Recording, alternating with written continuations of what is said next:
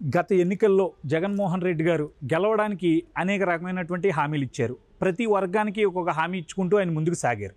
అయితే ఉద్యోగులకు సిపిఎస్ రద్దు అయితే ఎలా అయితే ఇచ్చారో అది ఏదైతే అమలు చేయలేదో ఇప్పుడు ఈరోజు అంగన్వాడీలు కూడా ఒక రకమైనటువంటి హామీ ఇచ్చి నెరవేర్చలేదు. కాబట్టి ఈరోజు జగన్మోహన్ రెడ్డి గారు వారు ఈరోజు ధర్నాల రూపంలో బయటకు వస్తున్నారు. గత 30 రోజులుగా వారి యొక్క నిరసనను తెలియజేస్తున్నారు. తెలంగాణ ప్రభుత్వం కన్నా 1000 రూపాయలు ఎక్కువ జీతం ఇస్తానని గతంలో జగన్మోహన్ రెడ్డి గారు చెప్పి ఈరోజు అసలు కనీసం పట్టించుకోపోవడాన్ని వారు నిరసిస్తున్నారు. ఏదేమైనప్పటికీ జగన్మోహన్ రెడ్డి గారి వైఖరి ఈరోజు వారి పట్ల చూస్తుంటే చాలా బాధాకరంగా ఉంది. మీరు కనుక విధులకు రాకపోతే మీ ఉద్యోగాలు పాతి అంటూ బెదిరించడం, ఇష్టారీతిగా వారి పట్ల వ్యవహరించడం, ఎస్మా చట్టాన్ని కూడా వాళ్ళ మీద ఇంప్లిమెంట్ చేయడం, ఇప్పుడు కోర్టు దాకా వెళ్ళింది వ్యవహారం. ఇప్పుడు కోర్టులో కూడా ఈ యొక్క పిల్ అనేది వేయడం మనం చూసాం. సో ఎలా చూడాలి ఇప్పుడు జగన్మోహన్ రెడ్డి గారు అంగన్వాడీల పట్ల వ్యవహరిస్తున్న శైలిని, ఈరోజు వారి యొక్క ఉద్యమాన్ని కూడా అనగదొక్కే ప్రయత్నంలో భాగంగా కోర్టు దాకా వెళ్ళి ఆయన ఒక స్టేట్మెంట్ని తెచ్చుకునే ప్రయత్నం ఒకటి చేస్తున్నారు, అంటే ఆ ఉద్యమం ముందుకు సాగనివ్వకుండా. సో మీరు ఎలా చూస్తున్నారు ఓవరాల్గా అంగన్వాడీల పట్ల ప్రభుత్వం వైఖరిని మొత్తాన్ని? ఇప్పుడు ఈ అంగన్వాడీ టీచర్స్ అనేది ఇది రాష్ట్ర ప్రభుత్వానికి సంబంధించిన పథకం కానే కాదు. ఈ ఐసిడిఎస్ అని చెప్పి కేంద్ర ప్రాయోజిత కార్యక్రమం ఇది. ఈ దాంట్లో ఏంటంటే ప్రీ ప్రైమరీ స్కూలు శిశు సంక్షేమ శాఖ కింద వస్తుంది. ఈ నిధులన్నీ కూడా కేంద్ర ప్రభుత్వం ఇస్తుంది, రాష్ట్ర ప్రభుత్వం 10% కూడా ఉండదు. టోటల్ దీనికి స్కీమ్లో సెంట్రల్ బడ్జెట్లోని పెడతారు ఆ నిధులు. దాన్ని ఏంటంటే ఇంప్లిమెంటేషన్ రాష్ట్ర ప్రభుత్వం చేస్తుంది. అంటే 3 సంవత్సరాల నుంచి పైబడినటువంటి పిల్లల్ని స్కూళ్ళకి తీసుకుపోవడం, వాళ్ళకి స్కూళ్ళకి అలవాటు చేయటం అనేటటువంటి ఒక ప్రక్రియ.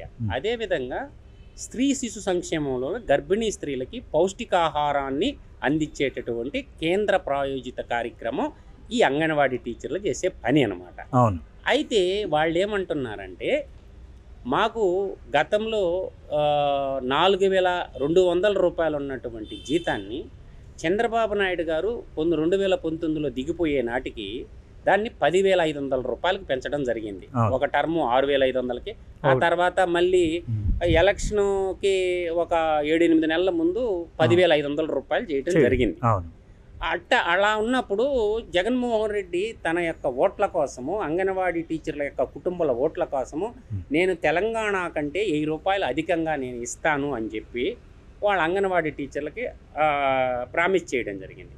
తత్ఫలితంగా ఏం చేసినాడంటే జగన్మోహన్ రెడ్డి ఇప్పుడు చంద్రబాబు నాయుడు గారు 4,200 ఉన్నటువంటి జీతాన్ని తన 5 ఏళ్ల కాలంలో ఎంతకి పెంచాడు? 10,500కి, అంటే దాదాపు 150% పెంచాడు అనమాట. 10,500కి తీసుకుపోయాడు. ఆ తర్వాత జగన్మోహన్ రెడ్డి ముఖ్యమంత్రి అయిన తర్వాత కొంతకాలానికి ఒక 1000 రూపాయలు మాత్రమే పెంచి ఇప్పుడు 11,500 రూపాయలు అంగన్వాడీ టీచర్లకి జీతం వస్తుంది. కానీ ఎట్ ప్రజెంట్ తెలంగాణలో అంగన్వాడీ టీచర్లకి 13,650 రూపాయలు తెలంగాణ ప్రభుత్వం జీతం ఇస్తుంది.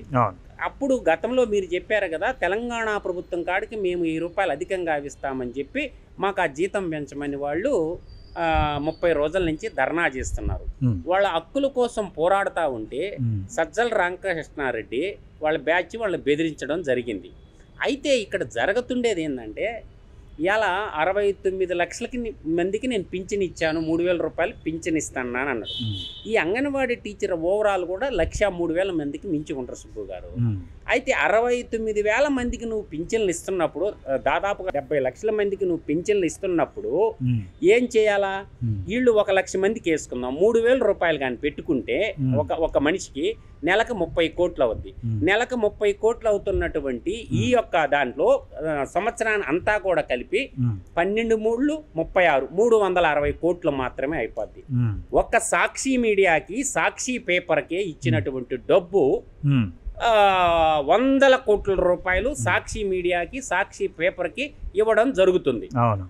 అసలు సాక్షి మీడియాకి, సాక్షి పేపర్కి నువ్వు ఏళ్ల రూపంలో దోచిపెట్టిన డబ్బుల్లో సగం కాదు ఈ అంగన్వాడీ టీచర్ల జీతాలు పెంపుదల. ఒక 3,000 పెంచితే వాళ్ళ ధర్నా ఆపేస్తారు ఇప్పుడు. అయితే ఇప్పుడు తెలివిగా ఏం చేశారంటే, ఇది ఎస్మా అనే ఒక యాక్ట్ ఉంది. ఈ ఎస్మా యాక్ట్ ఏంటంటే ఆంధ్రప్రదేశ్ ప్రభుత్వం, ఎస్మా అంటే అర్థం ఏంటంటే ఎసెన్షియల్ సర్వీస్ మేనేజ్మెంట్ యాక్ట్ 1971లో తెచ్చారు. దాన్ని ప్రయోగించి బలవంతంగా వీళ్ళని అరెస్ట్ చేయొచ్చు, బలవంతంగా వీళ్ళని ఉద్యోగాల నుంచి తొలగించవచ్చని ఆ ప్రక్రియ షురూ చేసింది ఆంధ్రప్రదేశ్ ప్రభుత్వం. అయితే ఇప్పుడు ఎసెన్షియల్ సర్వీస్ అని నువ్వు అంటున్నావు. ఈరోజు గ్రామంలో మనకి వైద్య ఆరోగ్య శాఖ ఉంది, తర్వాత వీళ్ళు ఉంటారు ఎవరు సచివాలయం సిబ్బంది 10 మంది ఉన్నారు, జగన్మోహన్ రెడ్డికి సేవ చేసుకోవడానికి వాలంటీర్లు ఉన్నారు. వాళ్ళ ద్వారా ఆ గర్భిణీ స్త్రీలకి కోడిగుడ్లు ఆ పౌష్టికాహారం సప్లై చేయలేరా? ఆల్రెడీ 108, 104లో వైద్య ఆరోగ్యకి సంబంధించిన ఆశా వర్కర్లు ఉంటారు, తర్వాత డ్వాక్రా మహిళలు ఉంటారు.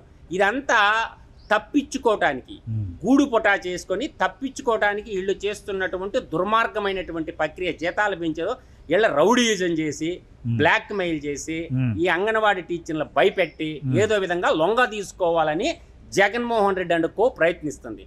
వాళ్ళు ఎంత కాడికి తగ్గటంలా మాకు జీతాలు పెంచిన దాకా ఈ గవర్నమెంట్తో మేము తాడోపేడో తేల్చుకుంటామని చెప్పి నిర్ణయం తీసుకున్నారనమాట.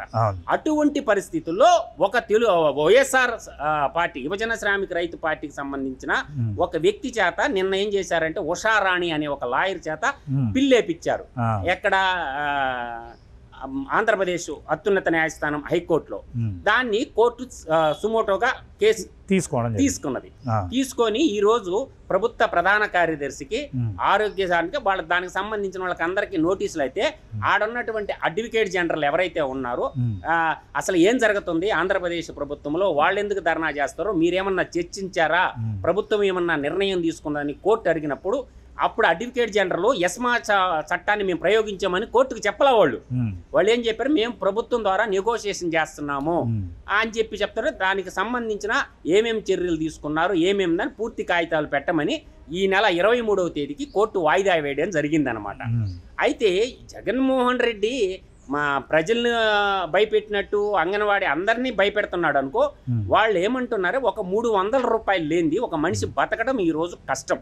గ్రామీణ ప్రాంతంలో ఏ పొలం పనికి పోయినా కూడా 300 రూపాయలు ఇస్తారు.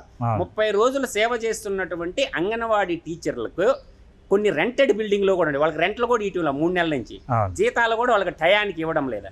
అంటే రోజుకు 300 వేసుకుంటే 30 రోజులకి 18,000 రూపాయలు జీతం ఇచ్చేస్తే అట్లీస్ట్ 18,000 కానిస్తే వాళ్ళు ఆ ధర్నాన్ని వాళ్ళు అడుగుతుండేది ఒకే పాయింట్, మీరు మిగతా విషయాలన్నీ ఇబ్బంది లేదు కానీ ఎస్మా ప్రయోగించి ఉద్యోగాలు తీసేస్తానంటే నువ్వు తీసేసే చంద్రబాయ్ ఒక 30 రోజులాగు నిన్నే తీసేస్తున్నాం మేము అని చెప్పి వాళ్ళు మహాకాళికలాగా వాళ్ళు కనకదుర్గమ్మ శక్తిని అండజేసుకొని ఒక ఆదిపరాశక్తిలాగా జగన్మోహన్ రెడ్డి మీద యుద్ధం చేస్తున్నారు. ఆయన ఏంటంటే తాడేపల్లిలో అసలు ప్రభుత్వ సమస్యలు ప్రజా సమస్యలు గాలి కుదిలేసి వాళ్ళ ఎమ్మెల్యే సీట్లు ఎంపీ సీట్లు ఉండేదేవుడా ఊడేదేవుడా ఆ పనిలో ఉండడం దాన్ని అసలు ప్రజాస్వామ్యబద్ధంగా ఒక ముఖ్యమంత్రిగా ఉండి కనీసం ఒక ప్రెస్ మీట్ పెట్టి నేను ఇచ్చేస్తున్నానని ముందుకొచ్చి చెప్పడంలా. ప్రతి దానికి పెద్ద మొత్తైదు వస్తుంది. ఏది ఆ పెద్ద మొత్తైదే సజ్జల రామకృష్ణ, వాడికి ఏం పని అసలు ప్రభుత్వంలో? వాళ్ళు తీసుకున్న సలహాదారుల ముసుగులో దోచేసిన 1000 కోట్ల రూపాయలు ఎంత? కాబట్టి ఆ పెద్ద మొత్తైదుకి ఏం పని ప్రభుత్వంలో? మంత్రులు మాట్లాడాలా, సమాచార మంత్రి మాట్లాడాలా, లేదంటే ముఖ్యమంత్రి వచ్చి అన్ని రాష్ట్ర ముఖ్యమంత్రులు ప్రెస్ మీటింగ్ పెడుతున్నారు కదా. ఎందుకో ఆంధ్రప్రదేశ్ ముఖ్యమంత్రి నేను రాజులాగా ఫీల్ అయ్యి ప్రజాస్వామ్యంలో ఆయన ఒక ప్రజాస్వామ్య ముఖ్యమంత్రిగా జగన్మోహన్ రెడ్డి వ్యవహరించడం కనీసం నేను ఇది చేస్తున్నాను ఇది తీసుకుంటానని ప్రెస్ ముందు ఎందుకు మాట్లాడలేకపోతున్నాడు? వాళ్ళ ఎమ్మెల్యేలతో ఎంపీలతో అది రాష్ట్ర ప్రభుత్వ కార్యాలయం లాగా లేదు, అది ఒక పార్టీ యువజన శ్రామిక రైతు పార్టీ కార్యాలయం లాగా తయారైపోయింది సీఎంఓ ఆఫీసు. సీఎం ఇప్పుడు ఆయన పార్టీ కార్యక్రమాలన్నీ ఉంటే ఏడ చూసుకోవాలి, ఆయన పార్టీ ఆఫీసులో చూసుకోవాలా. సీఎం ఆఫీసులో ఏం చేయాలా? ప్రజలకు సంబంధించిన ఉద్యోగస్తులకు సంబంధించిన ప్రజాసేవకు సంబంధించిన ప్రభుత్వ పథకాలకు సంబంధించిన విషయాలు చర్చించాల్సిన ప్లేస్లో ఒక రాజకీయ కేంద్రం చేయటం అది ఒక జగన్మోహన్ రెడ్డికే తగింది. భారతదేశంలో ఏ రాష్ట్రంలో ఇటువంటి లేదు. ఇప్పుడు ఒక పిల్లేసి అంగన్వాడీ కార్యకర్తలని అంగన్వాడీ టీచర్లు బెదిరించాలంటే వాళ్ళు బెదిరిపోయేవాళ్ళు కాదు. కాబట్టి తక్షణంగా అట్లీస్ట్ కనీసం నేను అంటున్నా కదా పింఛను 3,000 ఇస్తున్నావు, 70 లక్షలు దాదాపు 70 లక్షలు వీళ్ళు 1 లక్ష మందే కదా, ఇంకొక 3,000 జీతం పెంచితే వాళ్ళు ఉద్యమాన్ని ఎప్పుడో విరమించేవాళ్ళు. ప్రభుత్వం నిరంకుశత్వంగా ఈ యొక్క ఉద్యమాన్ని అణిచేయాలనుకుంటుంది. కాబట్టి ఈ నిరంకుశితవాదం ప్రజాస్వామ్యంలో ఎప్పుడు చెల్లదు. అందుచేత ఏంటంటే ప్రభుత్వం తక్షణం వాళ్ళకి ఎంతో కొంత కనీసం ఒక 3,000 అన్న వేతనం పెంచితే 14,500 రూపాయలకు బద్దు వాళ్ళు జీతం పెంచనంతసేపు ఆ ఉద్యమాన్ని పోలీసుల ద్వారా అణిచివేయాలనుకుంటే వాళ్ళు ఎలక్షన్ వచ్చిన తర్వాత వాళ్ళ ప్రభావం ఒక 5 లక్షల ఓట్లు ఉంటే ఈ 5 లక్షలే కాకుండా వాళ్ళు వేయకపోగా ఆ కుటుంబాలు వేయకపోగా ఇంకొక 5 లక్షల ఓట్లు కూడా ప్రభావం చూపిస్తారు. నీకు ఇంటికి పంపిస్తే ప్రభుత్వాన్ని బంగాళాఖాతంలో కల్పించడానికి ఓటు అనే ఆయుధం వాళ్ళ చేతిలో ఉంది. కాకపోతే ఈ 3 నెలల జీతం లేకపోతే గమ్ముగా ఇంట్లో ఉంటారు. రేపు రాబోయే ప్రభుత్వం వాళ్ళని విధుల్లోకి తీసుకొని వాళ్ళకు కూడా చంద్రబాబు నాయుడు గారు మాట ఇచ్చాడు, నేను మా ప్రభుత్వం అధికారంలో వస్తే మీకు జీతాలు పెంచుతానని. చంద్రబాబు నాయుడుకి ఈ సలహాదారులకు దోచిపెట్టిన ఒక్కొక్కడికి 4 లక్షలు అండి సుబ్బు గారు. ప్రజాధనం 4 లక్షల నుంచి 8 లక్షలు దోచిపెట్టాడు. ఆ సలహాదారులకు ఇచ్చే డబ్బు ఇచ్చున్నా ప్రజలకి సేవ చేసేవాళ్ళు. జగన్మోహన్ రెడ్డికి సేవకులకి అందరికేమో జీతాలు లక్షలు దోచేయచ్చు, కానీ అంగన్వాడీ టీచర్లకు పెంచడానికి డబ్బులు లేవు, అర్థం చేసుకోమని నంగనాచి మాట్లాడుతున్నాడు సజ్జల రామకృష్ణారెడ్డి. అసలు సజ్జల రామకృష్ణారెడ్డికి అసలు పనే లేదాడ. కాబట్టి ప్రభుత్వం దగ్గర డబ్బులు లేవనేది అవాస్తవం. డబ్బులుండే వాళ్ళ సాక్షి ప్రింట్ మీడియాకి ఎలక్ట్రానిక్ మీడియాకి ఇచ్చిన దాంట్లో సగం కావు వాళ్ళ జీతాలు. కాబట్టి బేషరతుకు పోకుండా భేషజాలకు పోకుండా ప్రభుత్వం తక్షణం అంగన్వాడీ టీచర్లకి జీతాలు పెంచాలనేదే నా యొక్క ఉద్దేశం.